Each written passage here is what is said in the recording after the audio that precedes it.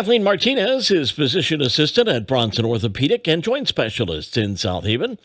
She works directly with Dr. Mark Nickel, a fellowship-trained and board-certified sports medicine surgeon, providing orthopedic care for individuals in and around the South Haven area.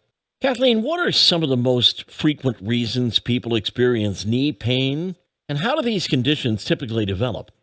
So there are multiple reasons that you can experience knee pain. It can develop over time, like with arthritis, or it can be due to a ligament injury or a meniscal injury, or possibly a patella dislocation or a kneecap dislocation. The main reason for developing arthritic disease is genetics. The other ones are lifestyle and being overweight. So if your parents have arthritis, you're more likely to develop arthritis. If you work hard and you're constantly on your feet, you could develop arthritis from that as well. And then for every pound of weight that you're overweight, there's 5 pounds of pressure that your knees have to experience. So that can cause cartilage breakdown as well. Are there non-surgical treatment options that individuals with knee and shoulder pain should consider before exploring surgical intervention?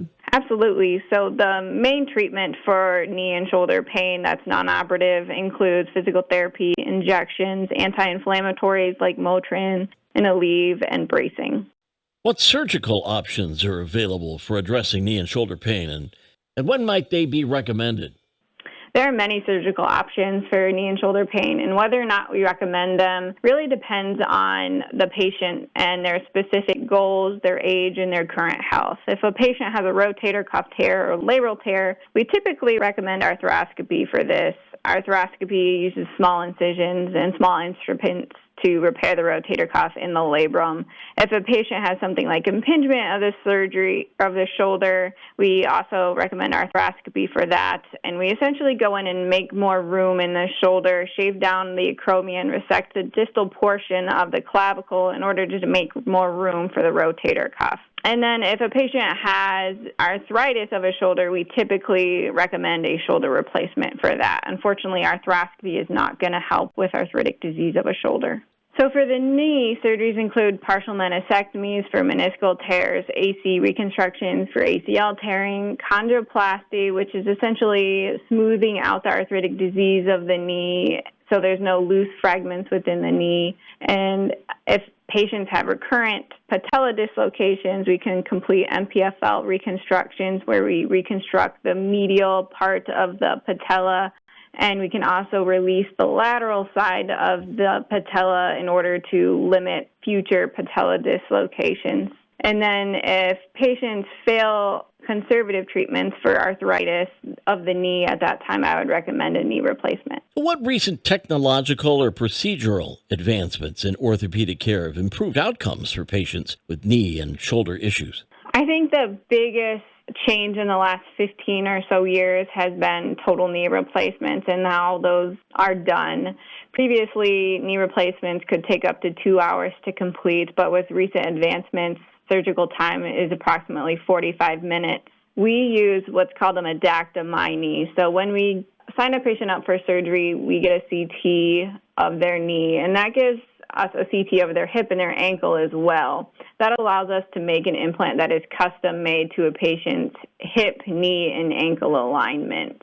So it takes a lot of the guesswork out of a knee replacement. We get custom cutting blocks as well, so we know exactly how much of the femur and the tibia to remove, and then that also takes out surgical time. And then from there, the implant is inserted into the knee, and the implant is custom made to the patient, so it helps with recovery time as well. How do you help patients feel prepared for surgery, physically, mentally? We do our best to give patients realistic expectations for what to expect during and after surgery. I find that if patients have a good understanding of what's going to take place and how long it'll take to recover, that puts their mind at ease. As far as being physically ready for surgery, if a patient is undergoing a total joint replacement, we make sure that they are medically cleared by a primary physician before going forward with surgery. And if we feel like a patient would benefit from physical therapy preoperatively in order to better recover postoperatively, we also place them in what we call prehab, so pre-surgical physical therapy. Can you share any insights into the recovery process for individuals? Yeah, Yeah, our patients go home the same day after their surgery, and that is true for our total joint replacements as well as our knee and shoulder arthroscopies, carpal tunnel releases, open reduction, internal fixation of fractures,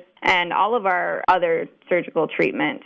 Patients are up and walking following their total knees. After their total shoulders, they begin physical therapy about a week after surgery. Patients find that when they get into physical therapy soon after surgery and when they're able to walk right after surgery, their recovery is quicker and they're able to return to their normal activities about 3 to 4 months after a total knee or a total shoulder replacement.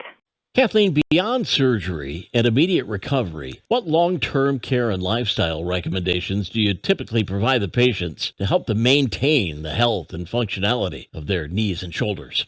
So I highly recommend patients maintain a healthy and active lifestyle well into their 80s and 90s. Remaining mobile and flexible is important for your overall health and your balance.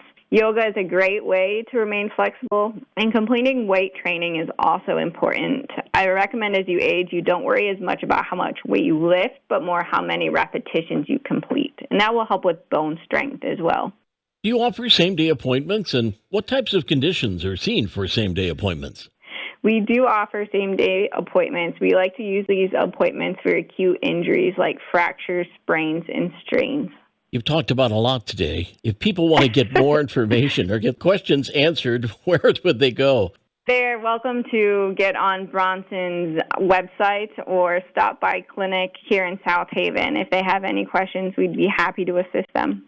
That website, bronsonhealth.com. Thank you, Kathleen. Kathleen Martinez, physician assistant at Bronson Orthopedic and Joint Specialists in South Haven.